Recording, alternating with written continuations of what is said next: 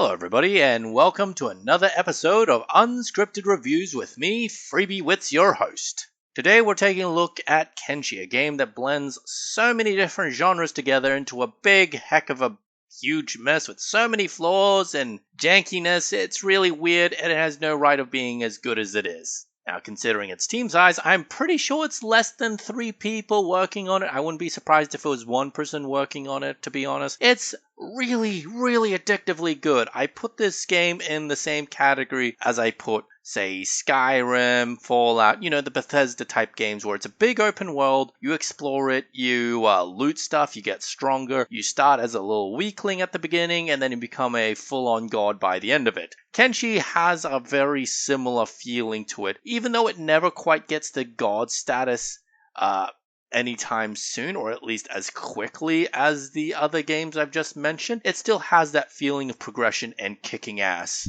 Honestly, the game can ambush you in seemingly unfair ways and such, but as long as you're very careful and use the age-old technique of save load, you should be fine. Now, for all you hardcore sadists, masochists, I can't remember which word means what. For all you people who like to lose because it's fun getting your teeth kicked in, this is the game for you. Now let me start a bit from the beginning. The game, unlike Skyrim or Fallout, is the sort of game where you can control multiple people at the same time. It functions quite similar to an RTS in where you right-click and select all your units and such like that, or you can play as a single person. There's lots of different playstyles. You can play it as an RTS, as I've just mentioned, building a base, or you can play it as a single person adventuring, or you can even play as a party adventuring game, which I actually do recommend because there is a bit of dialogue between all the characters, especially if they're different races going out into the wastelands. Different races, different characters,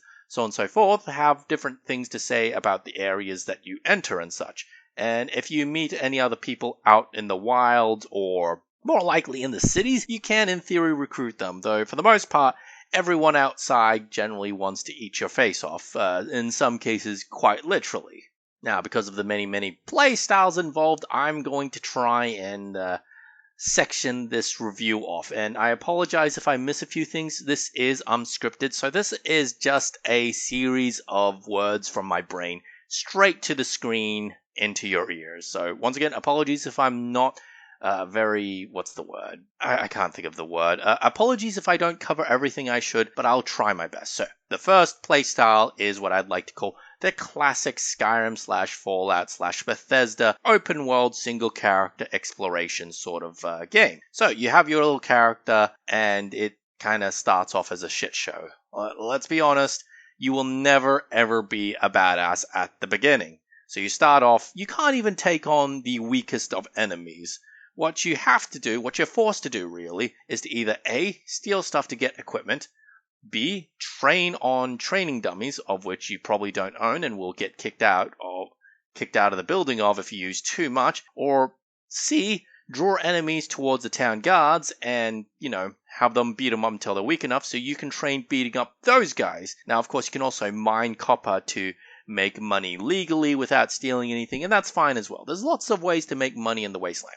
So anyways, after a while of doing all this, getting better equipment, training yourself up by beating up stuff that can't, defend themselves, you can go out into the wilderness and fight stuff that you can actually fight. Let's just assume that you can take on the weakest stuff. Now, a weird quirk of the system is that all the hitboxes and stuff are, I don't know the proper technical term for it, but I'm just going to say they're a bit literal. So if the enemy has their animation, they're about to attack you, you can just run away before they actually hit. Otherwise, it's like an RTS in that you select someone and your character goes into an animation to fight them and such like that.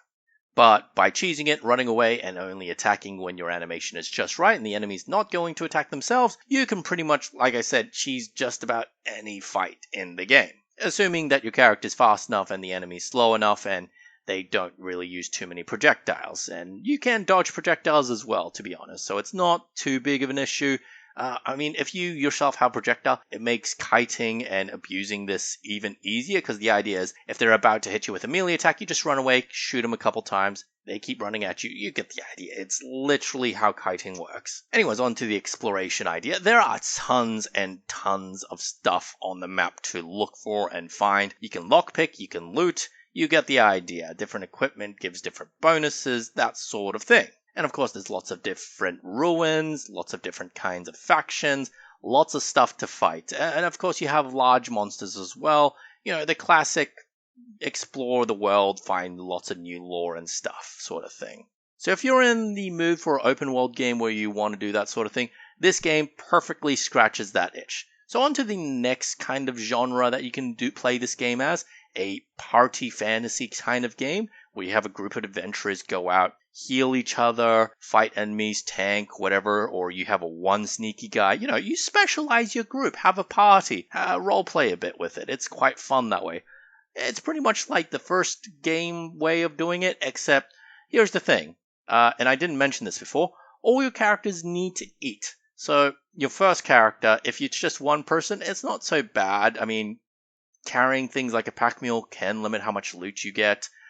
So if you play as a party, it's a bit easier, and you don't just start off with the guys you start off with. Like I mentioned previously, you can hire mercenaries, you can free slaves and they'll help you out. You can rob people and turn them into slaves if you really want to. And I don't recommend that because they can escape and it's just a big hassle of looking after them, really.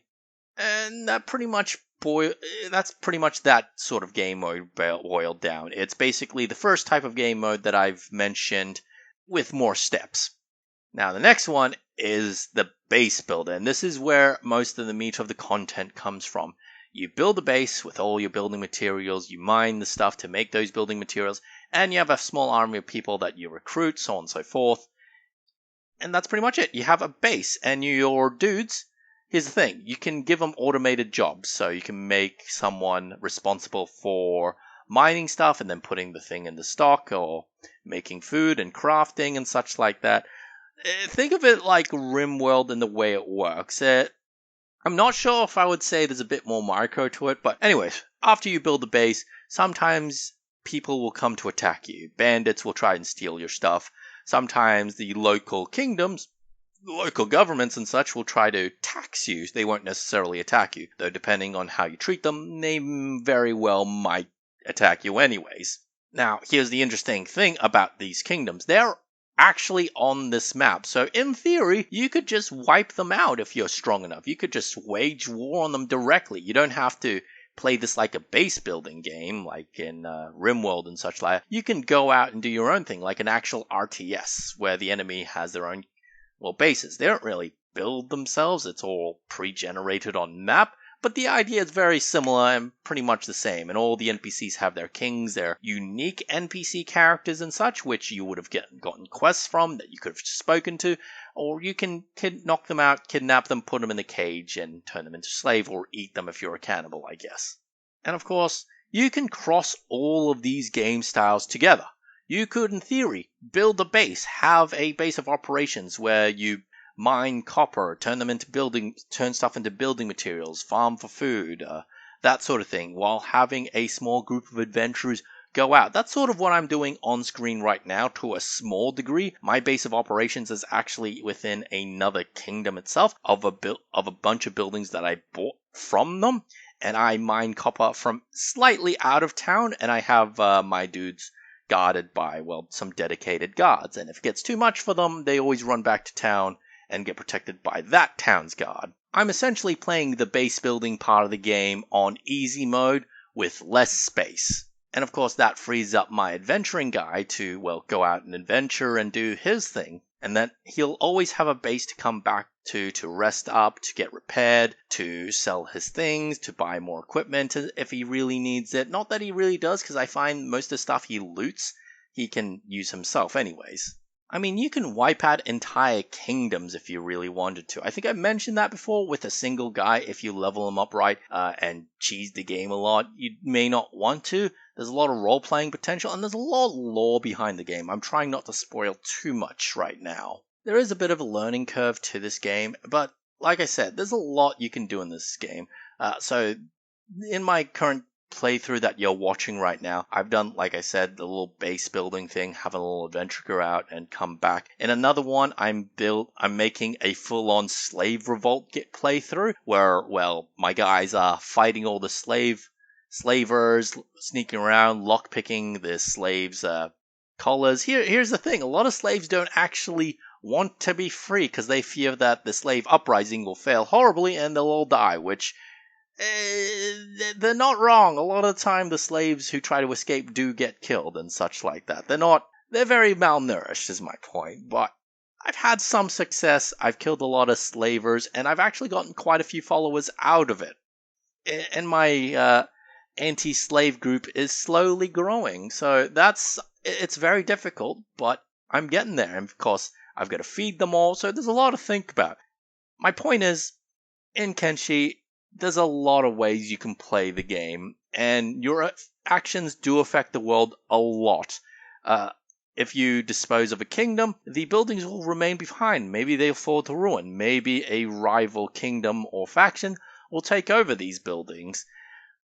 Everything you do has a consequence, and losing your characters doesn't technically really mean losing the game, because, as I've said, you can control more than one dude. So if you lose one person, you get to control another. If you get beaten in a fight, the enemy might just loot your body and run off before your character regains consciousness. If your base gets attacked by bandits, they once again may just leave your inhabitants alone, just steal stuff and run away. Losing does not mean an end to the game, always. Your arm could get chopped off. You replace it with a robot one. Your head leader dude, the strongest guy, could die, but you still have everyone else and can rebuild from the bottom. Like I said, it's very unique in that sort of way that losing does not mean the end. And it's something that can be applied to Dungeons and Dragons. It can be applied to LARP. I've never really seen this in a video game before, and I absolutely love it. So that's my unscripted review of Kenshi. I hope you all have a look at it. Apparently there's a second one coming out eventually as well. I haven't really looked up on the news on it, but when it does come out, I'll take another crack at it as well. Anyways, I hope you all had a good day, and I thank you for putting up with my rambling. Bye-bye.